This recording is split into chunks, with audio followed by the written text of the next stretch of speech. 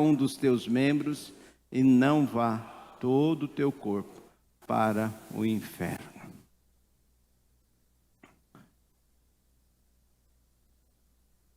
Zygmunt Bauman é um filósofo que falou sobre a sociedade de consumo, que é caracterizado pela transformação dos indivíduos em consumidores,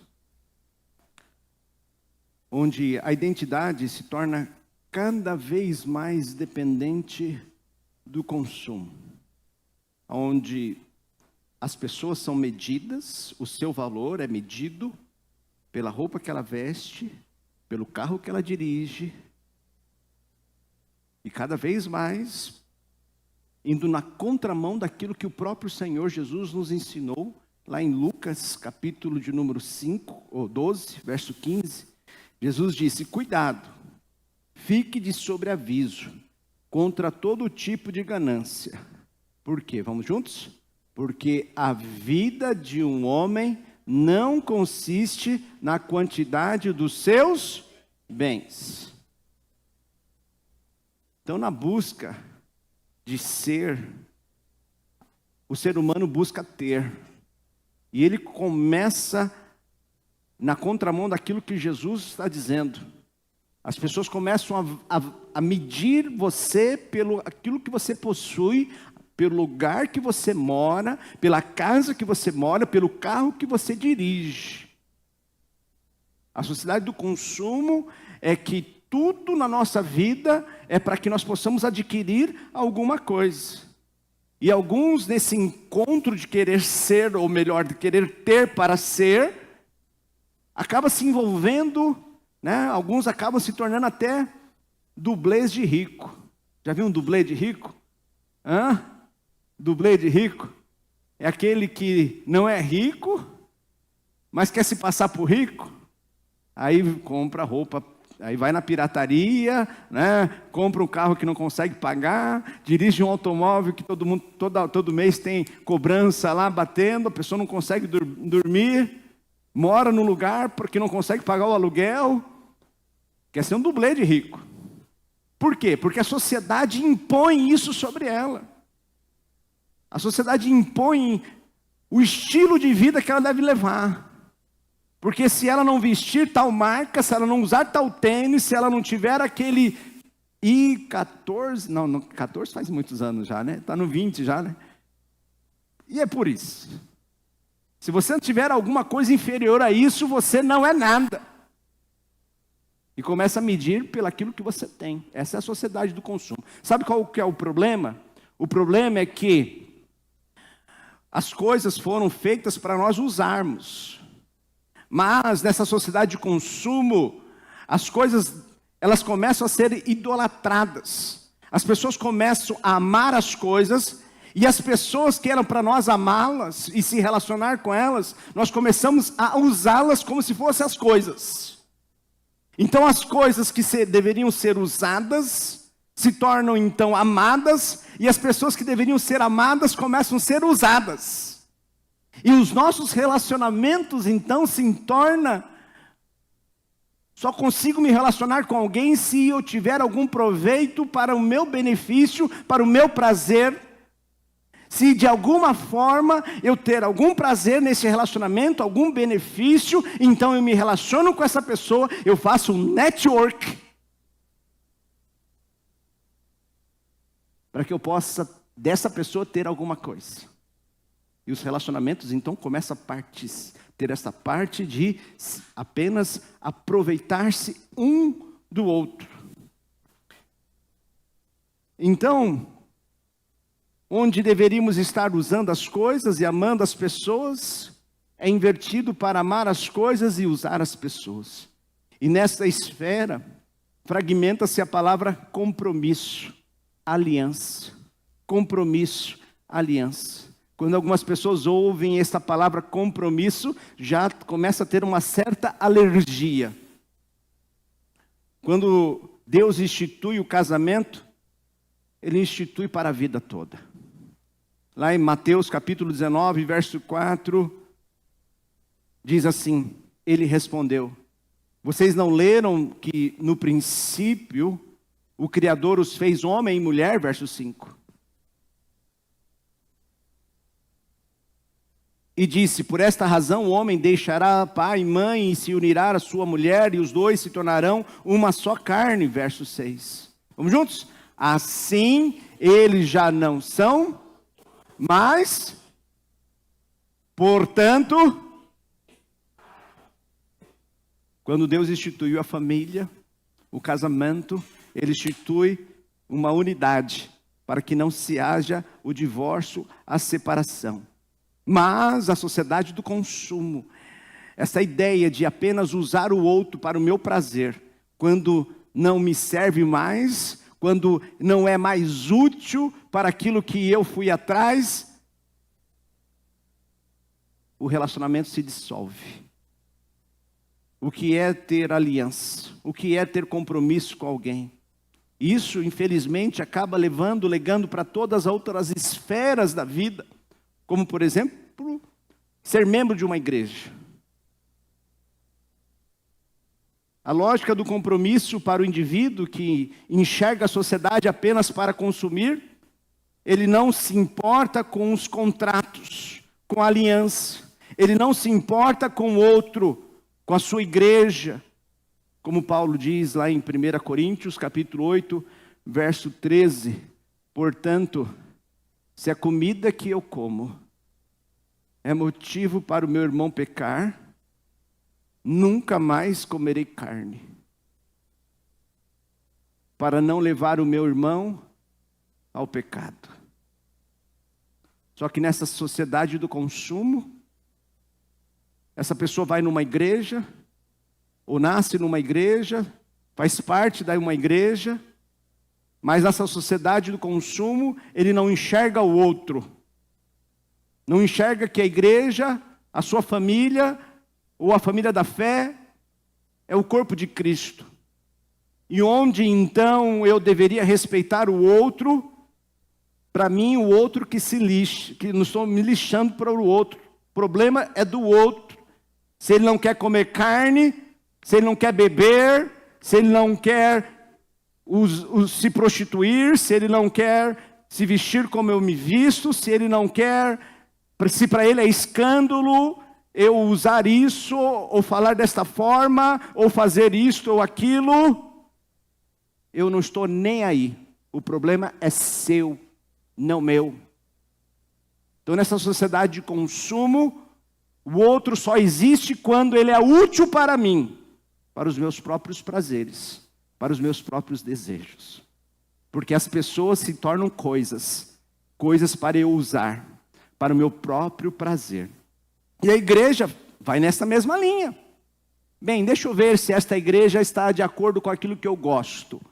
Deixa eu ver se as músicas que cantam ali, cantam conforme eu gosto.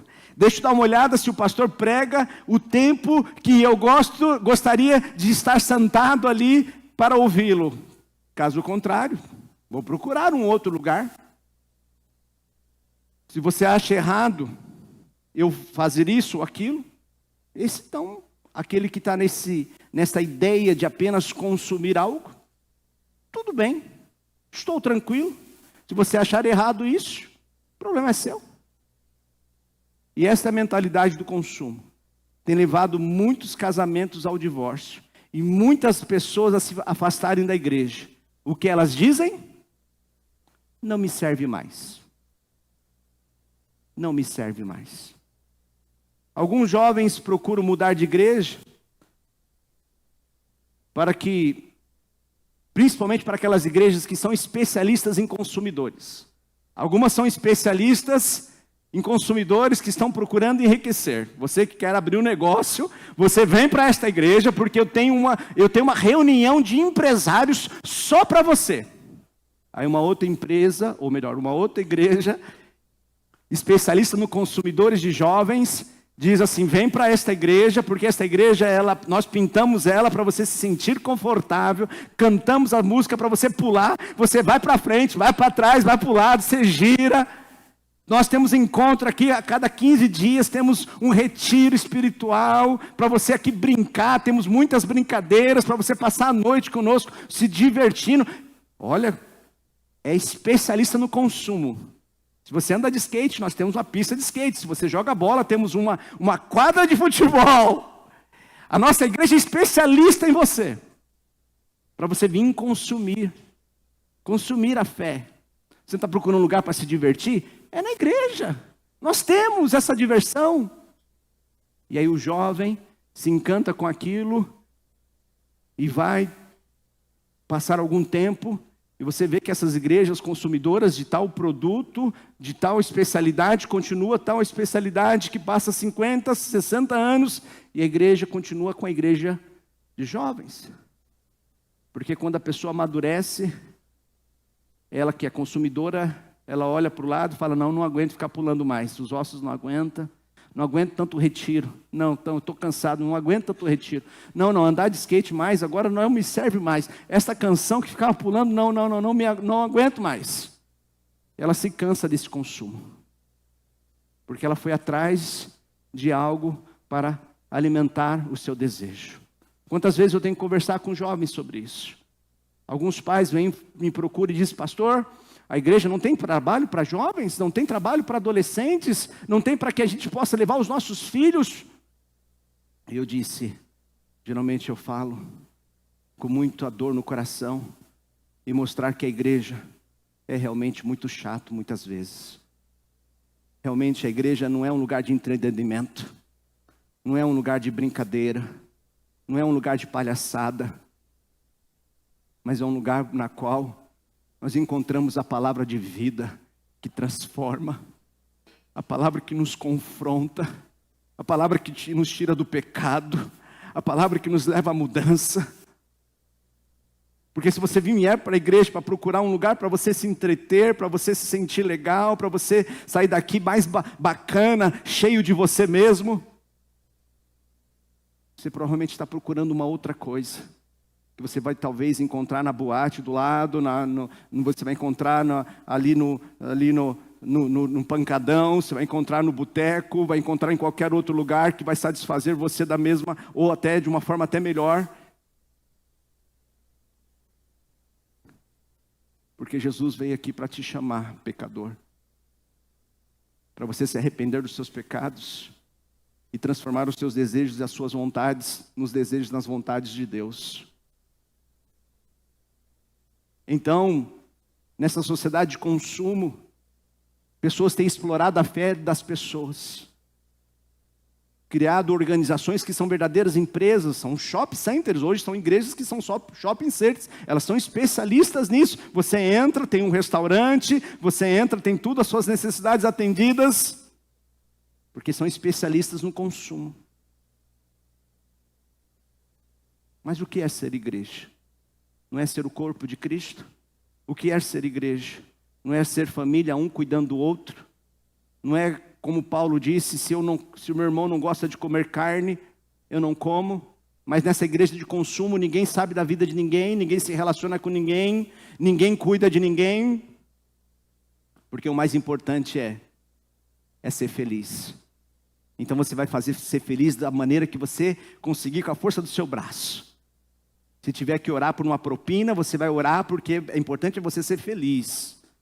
E aí, um monte de evangélico, dando testemunho e vivendo pior do que pessoas que não são crentes. A sociedade do consumo, ela influencia dentro dos nossos relacionamentos também, principalmente nossos relacionamentos. Um casamento com um relacionamento de consumo é baseado na utilidade. Enquanto você me satisfaz, eu continuo com você. Mas a partir do momento que você perdeu o emprego, talvez você ficar doente, talvez você não me satisfazer mais, eu não quero mais.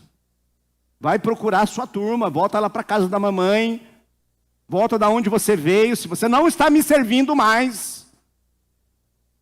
Porque o casamento de consumo é só na casamento de consumo, o foco está no meu eu, está no meu.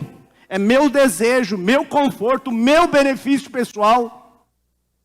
Um relacionamento baseado no consumo, o sexo se torna uma moeda de troca, uma fonte de prazer egoísta. É apenas para o meu gozo, é apenas para a minha satisfação. O sexo é uma dádiva de Deus, criado para expressar o amor e intimidade dentro do casamento. Em Gênesis capítulo 2, verso 23 diz assim: e disse o homem, esta é afinal, é osso dos meus ossos, é carne da minha carne, chamar-se-á varoa, porque do varão foi tomada. Verso 24, por isso deixa o homem, pai e mãe, se une à sua mulher, tornando-se os dois uma só carne. Verso 25, ora, vamos juntos? Ora, um e outro, o homem e a sua mulher estavam nus e não se envergonhavam. Não se envergonhavam. O casamento como uma aliança, como um contrato, como um compromisso, é um compromisso de doação mútua, de permanência incondicional. Isso quer dizer que mesmo na saúde, ou na doença, ou na riqueza, ou na pobreza, em todo momento, até que a morte os separe. O casamento como aliança, o foco está no outro. É um amor sacrificial, onde o coração ele está disposto a perdoar. É um crescimento conjunto. O meu sonho é o sonho dela, o dela é o meu sonho, e nós sonhamos juntos como família. O nosso crescimento, o crescimento da nossa família, dos nossos filhos, da nossa casa, é um pensando no outro, construindo cada bloco da nossa casa, pois nós queremos edificar esta casa sobre a rocha, e a rocha é Jesus. O sexo dentro de um casamento como aliança é expressão da aliança que traz segurança, vulnerabilidade, unidade. Fora desta aliança, ele se torna destrutivo. Sexo é uma linguagem do corpo que diz: eu me entreguei a você por inteiro em uma aliança de vida. Fora do casamento, o sexo se torna uma contradição. É uma entrega física sem compromisso total. Há uma pesquisa que indica que quando casais moram juntos antes de casar, especialmente sem noivado ou planos firmes, tende a apresentar índices mais altos de divórcios. No amor de consumo, a identidade é formada pela liberdade individual. No amor de aliança, a identidade é moldada pelo compromisso e sacrifício mútuos. Em Hebreus capítulo 13, verso 4, diz assim, vamos juntos? Que o casamento seja respeitado por todos, e que os maridos e as esposas sejam fiéis um ao outro. Deus julgará os imorais e os que cometem adultério. Se você é casado, respeite o seu cônjuge, seja fiel, se alegre com a mulher da sua mocidade. Você não casou apenas para usufruir, usar, abusar e depois jogar fora. Mas você está num contrato, numa aliança, para permanecer até o final da sua vida. Amém? Seja fiel. Aqui podemos voltar para o texto de Mateus capítulo 5. E talvez procurar entender porque o adultério é algo muito grave. A lei já condenava o adultério. Em Êxodo 20, 14 diz, não adulterarás. Jesus revela que o pecado começa no desejo interno, não só no ato consumado. Mateus 5, 27, ouvistes que foi dito, não adulterarás. Verso 28, eu porém vos digo, qualquer que olhar para uma mulher com intenção pura no coração, já adulterou com ela. O coração, ao se deixar dominar por desejos impuros, antes mesmo da ação, já se corrompeu. Parece que é uma progressão aqui no pecado sexual, entre a luxúria, a lascívia e o adultério. A luxúria é aquele desejo interno, desejo ardente, muitas vezes ligado à obsessão por prazer sexual. e esta está ligada à idolatria do prazer, conforme diz no verso 28. Não é qualquer que olhar para uma mulher de modo impuro. Lascívia é um comportamento visível. Se a luxúria me conduz ao desejo, a lascívia é como eu me importo visual, de uma forma que as pessoas possam ver, que vem do grego aseugia, frequentemente traduzido como impureza, libertinagem ou comportamento sensual descontrolado. Significa conduta sexual descarada, provocativa ou indecente. Aparece lá em Gálatas capítulo 5, 19 a 21, dizendo então que a lascívia, ela é obra da carne. Preste atenção, a lascívia é obra da carne, não é obra da pombagira, nem de um espírito caído ou de qualquer outro demônio. Ela é obra da carne. Você se vestir de uma forma provocativa, de uma forma na qual libertina, impura, não é a pombagira, é a sua carne que está te conduzindo a essa luxúria, desse desejo que está aí dentro do seu coração. E aí só mostra aquilo que você está do lado de fora. Tiago capítulo 1, verso 14 diz: ao contrário, cada um é tentado pela sua própria cobiça, quando esta o atrai e seduz. Verso 15, então a cobiça, depois de haver concebido, dá a luz ao pecado, e o pecado, uma vez consumado, gera a morte. Porque o salário do pecado é a morte. Então, adulterar, que é a ação física, é o ato de trair a aliança, romper com a aliança conjugal, quebrando a exclusividade sexual do casamento. A luxúria é o desejo interior corrompido, a lascívia é uma expressão pública, o adultério então é o ato consumado. Podemos ver uma progressão: luxúria, lascívia e o adultério, que é o ato em si. Todos são ofensas diante de Deus. Não tem um menor ou maior. Jesus está mostrando que a própria luxúria, o interior do coração, é tão problemático tanto quanto o ato em si. Todos são ofensas diante de Deus. E por isso Jesus aponta que o pecado começa no coração. E a única cura definitiva para este ciclo é o Evangelho, é a palavra de Deus, é o próprio Jesus, que transforma o coração, redefine o desejo e restaura a visão santa da sexualidade. É somente o Evangelho. Em João capítulo 4, Jesus encontra uma mulher num poço e ele diz para aquela mulher: quem beber desta água tornará a ter sede. Verso 14. Aquela porém que beber da água que eu lhe der, nunca mais terá sede. Pelo contrário, a água que eu lhe der será nele uma fonte a jorrar para a vida eterna. Verso número 15, aquela mulher diz: Senhor, dai-me desta água para que eu não tenha mais sede, nem precise vir aqui buscar. Jesus então diz para ela: vai e chama teu marido e vem cá. Aí a mulher disse: não tenho marido.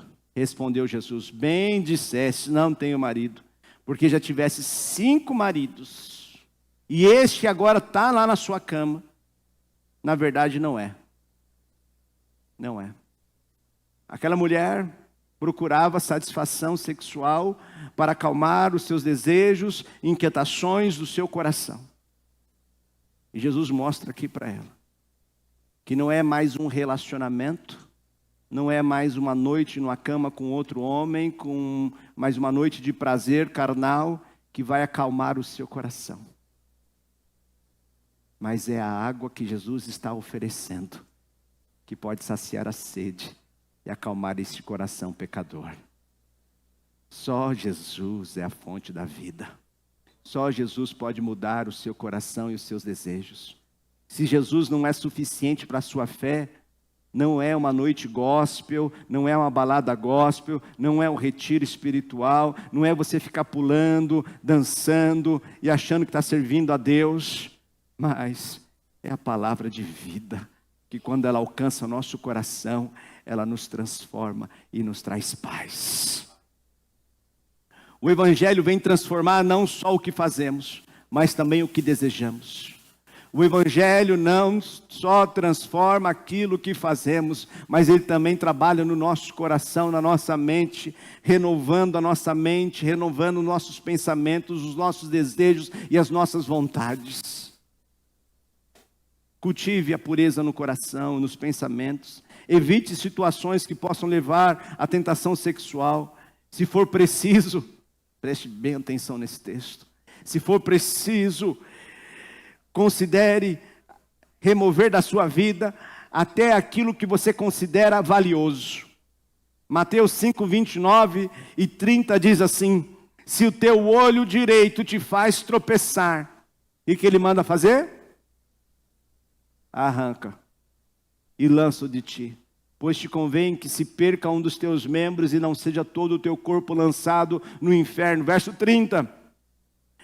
E se tua mão direita te faz tropeçar, corta e lança de ti, pois te convém que se perca um dos teus membros e não vá todo o teu corpo para o inferno.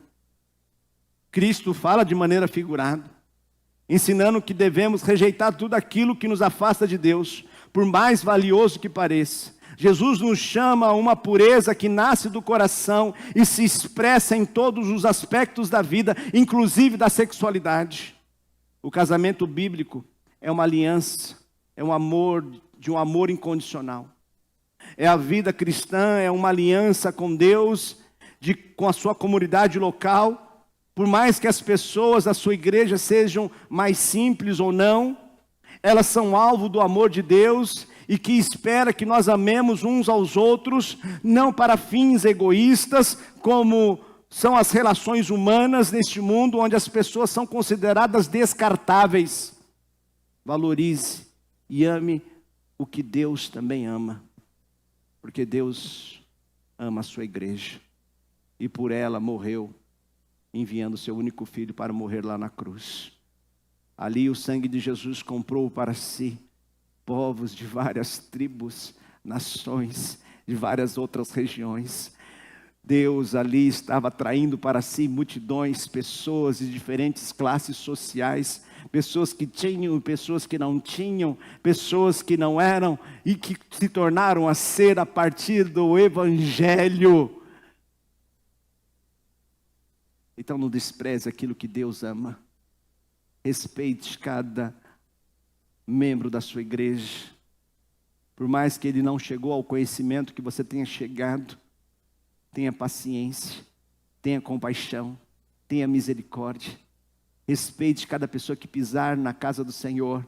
A ame, não a julgue, não a condene, pois quem já faz isso é o diabo. E você que é a igreja do Senhor Jesus, ame a todos, mesmo aqueles que não se parecem com você. Posso ouvir um amém? Davi, um dia caiu no pecado do adultério. Ele não controlou a sua luxúria e olhou para dentro da casa de seu vizinho. Entregou-se à lascívia, trazendo aquela mulher para dentro do seu quarto, cometendo então o adultério. Ele deixou uma oração quando ele se arrepende desse pecado. Talvez você que tenha caído em algum pecado, possa fazer também a mesma oração que Davi fez e deixou registrado para nós. E que você lembre dela todos os dias, sabendo que o Senhor é misericordioso e a sua bondade se renova, a sua misericórdia se renova sobre a sua vida. Deus é bondoso, Deus é misericordioso. Se você chegou aqui hoje, porque é graça de Deus, Jesus te ama. Ele não deseja que você vá para o inferno. Por isso que ele deixa a sua palavra registrada. Porque Jesus morreu lá na cruz. E lá na cruz, ele pagou o preço pelos nossos pecados. E o sangue de Jesus nos limpa de todas as nossas iniquidades. E que independente da forma que você chegou aqui hoje, você pode sair daqui limpo, transformado e renovado pelo poder que há no nome de Jesus. O salmista então escreve dizendo assim no Salmo 51, No verso 7 ao verso 12, nós vamos ler bem calmamente, fazendo como se fosse a nossa oração nesta noite. Diz assim a palavra de Deus, vamos juntos? Tira de mim o meu pecado e ficarei limpo. Lava-me e ficarei mais branco do que a neve. Você crê nisso? Crer que hoje, Deus, o mesmo Deus que atendeu a oração de Davi, pode atender a sua oração?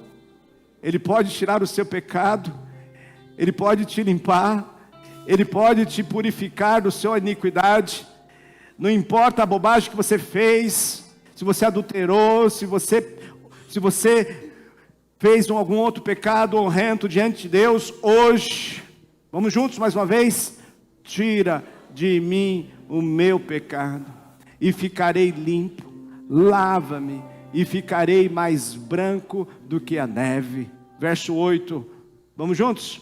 Faz-me ouvir outra vez os sons de alegria e de felicidade, e ainda que tenhas me esmagado e quebrado, eu serei feliz de novo. Amém. Diz o verso 9, não olhes, vamos juntos? Não olhes para os meus pecados e apaga todas as minhas maldades. Mais uma vez, vamos juntos? Não olhe para os meus pecados e apaga todas as minhas maldades. Verso 10. Vamos juntos? Oh Deus, cria em mim um coração puro e dai-me uma vontade nova e firme. É Deus que pode fazer isso. O psicólogo não pode fazer isso. O médico não pode fazer isso. Nenhuma outra pessoa pode fazer isso. Mas aquele que criou os céus e a terra, nesta noite, pode transformar o seu coração e tirar esse desejo dessa droga, tirar esse desejo deste homem, dessa mulher, tirar esse desejo dessa tentação que tem te levado para o fundo do poço, para que você seja fiel no seu casamento, para que você ame a sua esposa, o seu marido. Se tem alguma coisa te impedindo de amar os seus pais, de amar a sua mãe, os seus filhos, peça a Deus agora. Vamos juntos mais uma vez? Deus, cria em mim um coração puro e dai-me uma vontade nova e firme. Vamos ficar em pé e vamos ler o verso 11. Diz assim, não, vamos juntos, bem forte. Não me expulses da tua presença, nem tires de mim o teu Santo Espírito. Mais uma vez, não me expulses da tua presença, nem tires de mim o teu Santo Espírito. Verso 12, bem forte, vamos juntos? Dai-me novamente a alegria da tua salvação.